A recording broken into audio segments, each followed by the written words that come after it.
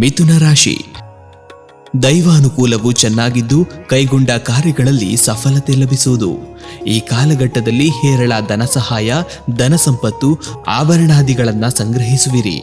ಮನೋರಂಜನೆಯಲ್ಲಿ ಸಮಯ ಕಳೆಯುವಿರಿ.